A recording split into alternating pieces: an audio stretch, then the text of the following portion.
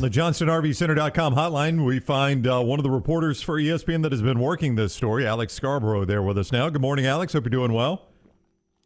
Good morning, folks. How are you doing? Doing well. Thanks a lot. You had the photo of record of Bryan Harsin arriving at the SEC offices yesterday. A lot of water has gone under the bridge since, but I do want to go back to that. That's a normal meeting that I don't assume you guys have ever really staked out at ESPN or most of the media. Can you just describe the atmosphere with him arriving and then leaving a little bit later on? Yeah, it was bizarre. I didn't think when I started 2022 that I'd be crossing off the reporter bingo list stakeout, but, lo and behold, the job is what it is, and if the guy under the most intense scrutiny in the state and the SEC is going to be 15 minutes from your front door, you show up. So I did, and it was a weird deal where Bryan kind of chose not to go in the front entrance, took the side entrance, quickly grabbed a photo, hung out all day, and hoped that he would decide to say something. He did not, but it was a strange experience that felt like one of those only in the SEC, only in the state of Alabama could something like this happen. But it's a weird occupation, a weird field to cover, and just shows how important it is to everybody here that there's up-to-date information. Me and Dunaway, Alex, had, we thought it was past the point of no return. There's no way he can come back for the 2022 season. I don't know if you've got inside information on why Auburn decided to retain him or just pure speculation. What are your thoughts?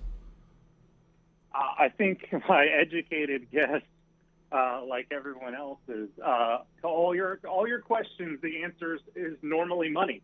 And I think as much money as Auburn has, as much money as the SEC gives them. Remember, only yesterday we were talking about SEC revenue of $777 million.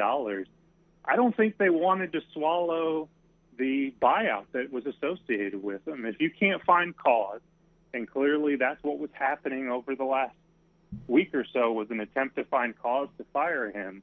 If you can't find that, you've got to swallow the whole buyout, and that's on the heels of a year ago swallowing a $24 million buyout for Gus Malzahn plus his coaching staff.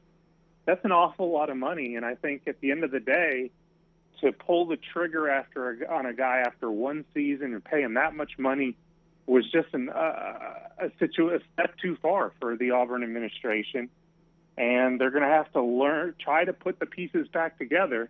I still, like a lot of folks, feel like it's an untenable situation. I wonder if we're just delaying the inevitable, and a year from now we're looking back on the Bryan Harsin era in the past tense.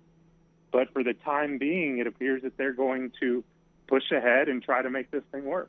So putting the pieces back together, Alex, we've been in this league a long time covering the SEC. Recruiting is hard enough as it is.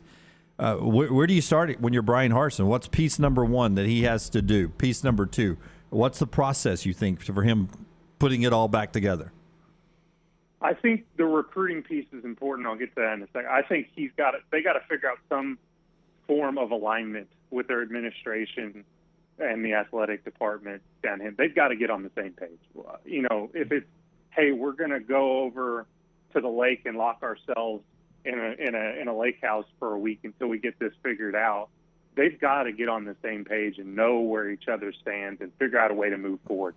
Until that happens, everything else is moot. But you're right. They're a walking dumpster fire right now, and somebody needs to turn the hose on and put it out. And I'm talking about that in terms of recruiting, because recruiting is mainly optics. It's how do players feel about your program. And right now, how are they supposed to feel? There was already enough negativity around the program as it was, finishing in the bottom half of the SEC in the recruiting rankings. Now you have this. I mean, think about this. Alabama faces negative recruiting all the time. And what do you have that sticks to them? Auburn has actual things that you can point to. So this is going to be a problem where Bryan and his coaching staff, that is still incomplete, remember, is going to have to hit the road and have a lot of very difficult conversations with a lot of people and figuring out a way to create some positive momentum. It feels like it's a little late because the transfer portal, we've hit that big wind and maybe things are dying down, but they've got to figure out something to create more positive momentum. And I don't know how they go about doing that besides just putting in the work and having conversations.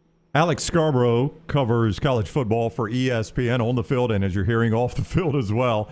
He is on Twitter at AlexS_ESPN. He's with us on the JohnstonRVCenter.com hotline. As your colleagues Pete Thelma and Chris Lowe, as Pete tweeted, Auburn officials are expected to announce today they are keeping Coach Bryan Harsin. I would be stunned if it's anything more than a press release, because if it is something in front of a camera, the natural question is, well, why were you thinking about not keeping him? And that becomes a really tricky question for Auburn to answer, doesn't it, Alex?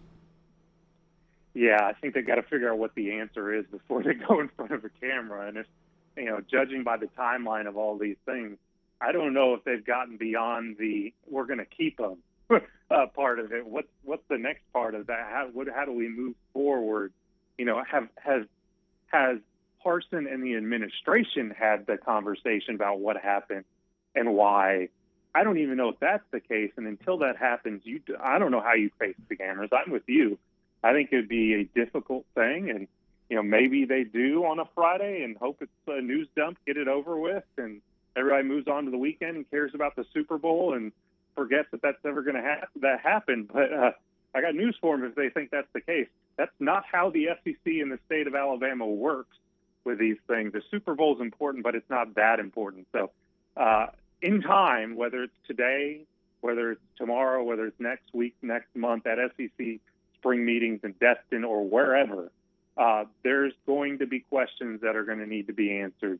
And I don't know if Alan Green, Bryan Harsin alone are enough to answer those questions. I think there are a lot of people that are going to have to say what happened and why. But in fairness to Bryan Harsin, not that appears to have been a huge priority over the last couple of weeks, but in fairness to Bryan Harsin, Auburn begins spring practice March 14th. He'll have to face the cameras then.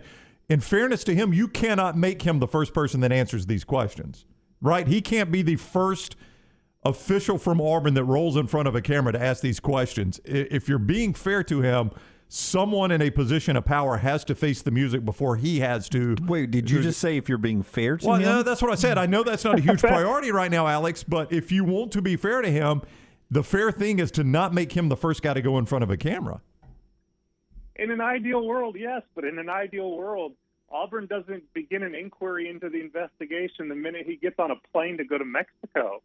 They don't hang him out to dry like this. They've given no indication that they are considering Bryan Harsin's feelings in any of this. And maybe it's just as simple as we're paying you X million dollars a year, deal with it. But I don't know how they come out there, because here's the rub in all of this. The natural person to answer all of these questions is Alan Green.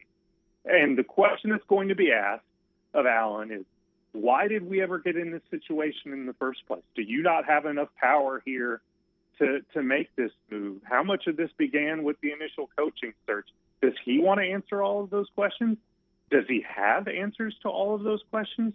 I don't know. So, yeah, I mean, I think Bryan Harsin would like somebody else to stand up and speak up before he has to. I just don't know if that's going to be the case, because there's a stunning lack of leadership at Auburn right now, and because of that, it's hard to know who would answer the questions and in what form. So, your point is well taken, but this whole situation throws a reason out the door. Hey, let's push this to fall of 2022. You lost your final 5 games of this season. You lost your offensive and defensive coordinators. 18 guys are in the portal. You really don't have what I would call a really good option at quarterback. You've got a difficult schedule, obviously, with the SEC West. Where do you think, and look, and I know it's hard to make these predictions, because before the NFL season, if 99 out of 100 guys would have said Cincinnati comes in last in the AFC North, but right now, out of the 7 in the SEC West, where would you put the Auburn Tigers? Near the bottom. I mean, maybe it's not the absolute bottom. Maybe they're more in the middle, but everything you laid out there is correct. They have a lot of options at quarterback, but none of them appear to be that interesting. I mean, is Zach Calzada the guy? Is TJ Finley the guy? Is the Oregon transfer the guy? Well, and if one of them gets the job, what happens to the other two guys? Where's the talent coming from when you're finishing 8 out of 14 teams in the SEC in recruiting rankings this year? And you have all of those players who have exited for the transfer portal, because where's your depth? And then you look at the schedule, your top 2 rivals, the team that you have to beat in order to have a successful season, just competed in the national championship against one another and are expected to compete again to be in the playoffs. So where's the break on Auburn's schedule? Where's the guy coming in that's going to be transformative and take this team to a level it wasn't last year? How are they going to be better than last year when they lost 5 straight and finished 6 and 7? I mean, it's a hard path to see, and you're right, stranger things have happened, but it doesn't look very promising right now, which just leads you to wonder, is Auburn delaying the inevitable here? You've already put Harsin in such a difficult situation, and now he's got to roll it back against this schedule with that roster. There are uphill climbs, and then there's what's happening on the plains right now. All right, he is Alex Scarborough with much more on this. He'll have it at AlexS_ESPN, ESPN.com as well. Alex, thank you so much for your time. I appreciate it, fellas. All right, buddy. Take care. Alex with us on the JohnstonRVCenter.com hotline.